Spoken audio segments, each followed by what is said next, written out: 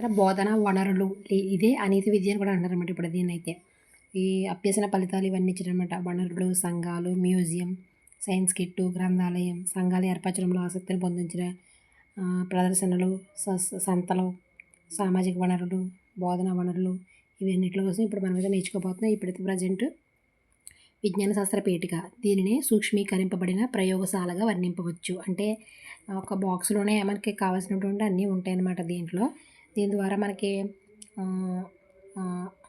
అదే కొంచెం డబ్బుల పరంగా డబ్బులు తక్కువగా ఉన్నప్పుడు, అధిక వసతులు లేని సందర్భాలలో, అదేవిధంగా అదే ప్రయోగశాలను ఏర్పరచుకోవడానికి స్థలం లేనప్పుడు ఇలాంటి సందర్భాల్లో ఉపయోగపడుతుంది. విజ్ఞాన శాస్త్ర పీఠికలు సాధారణంగా 2 రకాలు. సాధారణ ప్రయోజనం కలిగినవి. సాధారణ ప్రయోజనం కలిగినవి వంటివి ప్రాథమిక తరగతుల్లో ఉపయోగపడతాయి. సాధారణ ప్రయోజనం కలిగినవి మనకి ఇంకా చూడండి. పీఠికలు 2 రకాలు. సాధారణ ప్రయోజన పీఠికలు అంటే ప్రాథమిక తరగతులు. నిర్దిష్ట ప్రయోజనం కలిగిన కిట్లు వివిధ అంశాలకు సంబంధించిన వేరువేరుగా ఉంటాయి. ఫర్ ఎగ్జాంపుల్ కాంతి అధ్యయనానికి సంబంధించి ఒక కిట్టు అలాగనమాట. కాంతి అధ్యయనం అంటే నిర్దిష్ట ఒక ప్రయోజనం కోసం ఇప్పుడు కాంతి కోసం అనుకో ఆ కాంతికి సంబంధించినవన్నీ కలిపి ఒక కిట్గా ఉంటాయి అనమాట. అదేవిధంగా ధ్వని కోసం సంబంధించి ఒక కిట్గా అలాగనమాట. నిర్దిష్ట ప్రయోజనం కలిగినవి అనమాట. విజ్ఞాన శాస్త్రంలో వివిధ అంశాలకు సంబంధించినవి వేరువేరుగా ఉంటాయి. కాంతి అధ్యయనానికి ప్రత్యేకంగా కటకాలు, దర్పణాలు మొదలైన వాటితో ప్రత్యేకంగా ఒక కిట్ తయారు చేయడం ఉంటుందన్నమాట. విజ్ఞాన శాస్త్ర పీఠికల వినియోగంపై అనేక అధ్యయనాలు వీటి ప్రాముఖ్యత జరిగింది. ఇక్కడ ఇతను ముఖ్యమనమాట మనకి. ఎవరో ఇతను స్టాఫ్ లెట్ అంటే సాంప్రదాయ తరగతి బోధన ఏకముఖంగా జరిగే విధానమని, అంటే సాంప్రదాయకం అయితే ఒక ఏకముఖంగా జరుగుతుందని, తరగతి గదిలో విద్యార్థుల భాగస్వామ్యాన్ని ఈ విజ్ఞాన శాస్త్ర పీఠికలు అందించడం ద్వారా పెంచవచ్చని భావించారు. పీఠికల కోసం ఎవరు చెప్పారంటే మనకి స్టాఫ్ లెట్ అనేది చెప్పాడు అనమాట. అంటే దీని పీఠికల ద్వారా విద్యార్థుల భాగస్వామ్యాన్ని ఉంచని. భారతదేశంలో అనేక విద్యా సంస్కరణలకు కేంద్రమైన జాతీయ విద్యా మరియు పరిశోధన మండలి, అది ఎన్సీఆర్టీ జాతీయ విద్యా మరియు పరిశోధన మండలి రీసెర్చ్ ఇన్స్టిట్యూట్ 2006-7లో తయారు చేసిన పాఠ్యపుస్తకాలు జ్ఞాన నిర్మాణానికి విద్యార్థుల స్వయం కృషి ఉండేటట్లు రూపొందించడం జరిగింది. అందుచేత ఎన్సీఆర్టీ వారు ప్రయోగశాలలో సమకూర్చలేని సందర్భాలలో విజ్ఞాన శాస్త్ర పీఠికలు ఎంతగానో ప్రయోజనకారిగా ఉంటాయని, అందుచేత ఎన్సీఈటీ వారు అదేవిధంగా ఉన్నత ప్రాథమిక మరియు సెకండరీ స్థాయిలో పాఠ్యపుస్తకాల ఆధారంగా విజ్ఞాన శాస్త్ర పీఠికలు రూపొందించడం జరిగింది. మొట్టమొదటిగా ఎన్సీఆర్టీ వారు రూపొందించిన విజ్ఞాన శాస్త్ర పీఠికలను ఇప్పుడైతే వివిధ కంపెనీలు రూపొందిస్తున్నాయి అన్నమాట. అంటే ఉన్నత ప్రాథమిక అంటే 1 నుంచి 5 అయితే ప్రాథమిక, ఉన్నత ప్రాథమిక అంటే 6 నుంచి 8 సెకండరీ స్థాయి వారికి ఎన్సీఆర్టీ వారు రూపొందిస్తుంది అనమాట. విజ్ఞాన శాస్త్ర కిట్ వల్ల ప్రయోజనాలు ఏంటంటే మనకి చేయడం ద్వారా నేర్చుకోవడం ఇవన్నీ వచ్చేస్తాయి. ఇంకా చేయడం ద్వారా నేర్చుకుంటే ఎటువంటి వస్తాయో అవన్నీ వచ్చేస్తాయి ప్రయోజనాలు. దీనివల్ల మనకు అంత ఉపయోగం ఏమి లేదు. కానీ ఈ కిట్లోని సమయం వృధా కాదు. పెద్ద ప్రయోగాలను సేకరించడానికి ఎక్కువ సమయం పట్టవచ్చు. కాబట్టి కిట్లోని పరికరాలన్నీ విజ్ఞాన శాస్త్ర పీఠికలను రూపొందించింది ఎన్సీఆర్టీ. కానీ వాటికి ఆర్థిక సహాయం చేసింది ఎవరంటే యూనిసెఫ్ అనమాట. యూనిసెఫ్ ఆర్థిక సహాయం చేస్తుంది. ఈ ఎన్సీఆర్ రూపొందించినవి ఏంటంటే మనకి ఆ పీఠిక ప్రదర్శన బల్లగా కూడా ఉపయోగపడుతుందండి. దాంట్లో అనేక సరుగులు కలిగి ఉంటాయి. ఇది చెక్కతో కానీ ఇంతో కానీ చేసిందే ఉంటాయి. అదేవిధంగా మనకి ఇనప తీగను వంచి మనం హోల్డర్గా పట్టుకోవచ్చు అనమాట. దాన్ని ఇలాగా పట్టుకోవడానికి ఉపయోగిస్తారు. అంటే దాన్ని ప్రత్యామ్నాయంగా ఉపయోగించుకోవచ్చు అనమాట. ఇక్కడ కొఠారి కమిషన్ సూచనల ప్రకారం మాధ్యమిక స్థాయి నుండి విజ్ఞాన శాస్త్రం వివిధ శాఖలుగా విడగొట్టి బోధించాలి. కొఠారి కమిషన్ ఏం చెప్తుందంటే మాధ్యమిక స్థాయి నుండి విజ్ఞాన శాస్త్రాన్ని వివిధ శాఖలుగా విడగొట్టి బోధించాలని చెప్తుంది అనమాట. విజ్ఞాన శాస్త్రాన్ని అంతే కదా. మనం ఇప్పుడు చదువుకునేది ఫిజిక్స్, కెమిస్ట్రీ, బాటనీ, అదేవిధంగా ఎన్ఎస్ఎన్ చదువుకునే వాళ్ళం అనమాట. తర్వాత ఎన్సీఆర్టీ వారు విజ్ఞాన శాస్త్ర పీఠికలను ప్రాథమిక స్థాయి ఉపాధ్యాయులకు, విద్యార్థులకు వేరువేరుగా ప్రయోగాలు చేసుకోవడానికి వీలుగా ఉపాధ్యాయ కిట్లు, విద్యార్థి కిట్లను తయారు చేశారన్నమాట. ఎన్సీఆర్టీ వారు విద్యార్థులకి కిట్లు ఉన్నాయి, ఉపాధ్యాయులు కూడా కిట్లను తయారు చేశారు. ప్రాథమిక స్థాయి ఈ స్థాయి ఉపాధ్యాయులు విద్యార్థులు ప్రయోగం చేయడానికి వీలుగా రూపొందించారు. ప్రాథమిక స్థాయి కిట్లో దీంట్లో మనకి ఎన్ని ఉంటాయంటే మనకి సాధారణ పరికరాలు, వినియోగింపబడే పరికరాలు, రసాయన పదార్థాలు, పాత్రలు. సాధారణ పరికరాలు అంటే మనకి దీంట్లో కిరోసిన్ దీపం, టార్చ్ లైటు, థర్మామీటర్ వంటి పరికరాలు 50 పరికరాలు ఉంటాయి. టార్చ్ లైటు అలాంటి. వినియోగింపబడేవంటే ఖర్చు అయిపోతాయి అన్నమాట. కొవ్వొత్తి, రబ్బర్ బ్యాండ్స్, బెలూన్స్ వంటివి. ఇవి మనకి ఒక 14 ఉంటాయి. సాధారణ పరికరాలు వచ్చేసి 50 ఉంటే ఖర్చు అయిపోయేవి తక్కువే ఉన్నాయి. 14 ఉన్నాయి. రసాయన పదార్థాలు అంటే sugar, copper sulphate, potassium permanganate వంటివి ఒక 10 ఉంటాయి. పాత్రలు, చార్ట్ల సెట్ ఉంటుందన్నమాట. మొత్తం అన్నీ కలిపి 76 పరికరాలు ఉన్నాయన్నమాట. చిన్న రిపేర్లకు వీలుగా ఒక టీల్ కిట్ ఇందులో ఉంటుంది. కటింగ్, కత్తి రిపేర్ అలాంటివి కూడా ఉంటాయంట చిన్న రిపేర్లకి.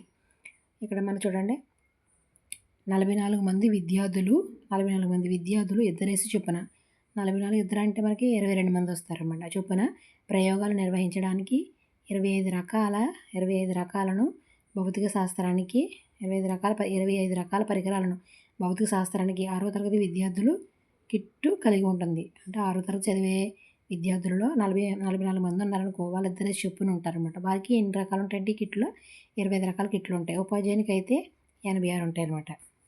ఉపాధ్యాయునికి 86, విద్యార్థికి విద్యార్థికి 25 ఉంటాయి అన్నమాట. ఇక్కడ చూడండి రాశాను. ఇక్కడ మనకి 6th క్లాస్లో ఉపాధ్యాయుడికి 86, విద్యార్థులకు 25, 7th క్లాస్లో 71, విద్యార్థులకు 23 ఇవ్వడం జరిగింది. విద్యార్థుల సంఖ్య 6th క్లాస్లో 44 మంది ఉంటారు, జట్లుగా ఉంటారు. ఇవి రెండు కూడా 6, 7 తరగతులకి భౌతిక శాస్త్రంలోనే. ఉపాధ్యాయులకు 71, స్టూడెంట్స్కి 23 పరికరాలు పేటికలు ఉంటాయన్నమాట. ఉపాధ్యాయుని పేటికలో 71 పరికరాలు ఉంటాయి, విద్యార్థి పేటికలో 23 పరికరాలు ఉంటాయి. దీంట్లో 25 పరికరాలు ఉంటాయి 6వ తరగతిలో స్టూడెంట్కి ఎక్కువ, టీచర్ కూడా ఎక్కువే 86. 7వ తరగతిలో కొంచెం తక్కువ ఉన్నాయి. ఇందులో ఉంచిన కొన్ని పరికరాలు చూద్దామే. అవి ఏంటంటే spring balance, thermometer, kerosene burner, 3 పాది స్టాండు, స్టవ్వు, సన్ డైలు, కప్పీలు, ఫ్యూజులు, అయస్కాంతాలు మొదలైనవి ఉంటాయి.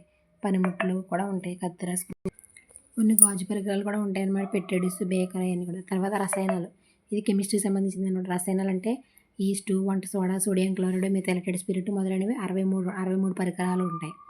ఎన్ని కెమిస్ట్రీలో మనకి 63 పరికరాలు, 67 రసాయనాలు, 12 రకాల పాత్రలు, 63, 67 and 12. ఏంటి రసాయనాలు ఏమో 67 ఉంటాయి. 6, 7 రసాయనాలు, 63 ఏమో పరికరాలు. ఇప్పుడు నెక్స్ట్ ఇది సెకండరీ స్థాయి విజ్ఞాన శాస్త్ర పేటికకు సంబంధించి. దీనికి సెకండరీ స్థాయి విజ్ఞాన శాస్త్ర పేటికలో దీనికి అనుబంధంగా కర్రదీప కూడా ఇవ్వబడిందంట. మనకి ఎంత చెప్పుకున్నవి ఏంటి ప్రాథమిక ఉన్నత 6, 7 తరగతులు అంటే ప్రాథమిక ఉన్నత. ఇది సెకండరీ స్థాయి అంటే 10, 9, 10 కూడా వచ్చేస్తాయి. కర్రదీప కూడా ఇవ్వబడుతుంది. ఇందులో సమకూర్చిన వస్తువులు తక్కువ ఖరీదు, బహుళ ప్రయోజనంగా సూక్ష్మీకరింపబడి ఉంటాయి. ఇందులో ఉంచిన కొన్ని పరికరాలు అన్నమాట. ఇది సెకండరీ స్థాయిలో ఉంచినటువంటి కొన్ని పరికరాలు ఏంటంటే మ్యాగ్నెటిక్ కంపాక్స్, సిరంజి, సూక్ష్మదర్శిని, అదేవిధంగా రెసిస్టర్ అడుగుతాడనమాట. సెకండరీ స్థాయి విజ్ఞాన శాస్త్ర పేటికలో ఉంచినటువంటి కొన్ని పరికరాలు చెప్పండి అంటే మ్యాగ్నెటిక్ కంపాస్, మనం ఇంటర్మీడియట్లో చేస్తాం కదా, ఉత్తర ధ్రువం, దక్షిణ, నార్త్, సౌత్ ముళ్ళు ఇలా ఉంటాయి కదా అవి. తర్వాత రెసిస్టర్, సిరంజి, సూక్ష్మదర్శిని ఉంటాయి. ప్రయోగశాల పరికరాలు, ప్రయోగశాల పరికరాలు వచ్చేసి ట్యూనింగ్ ఫోర్కు, కొలజాడి, విద్యుత్ వలయం చూపే బోర్డు మొదలైనవి. పనిముట్లు వచ్చేసి ట్యాంక్స్, సర్జికల్ కత్తెర, డిసెక్టింగ్ నీడిల్స్, పదార్థం మొదలైనవి ఉంటాయి. రసాయన పదార్థాలు ఎసిటిక్ ఆమ్లం, aluminium sulphate, aluminium hydroxide, calcium hydroxide ఉంటాయి.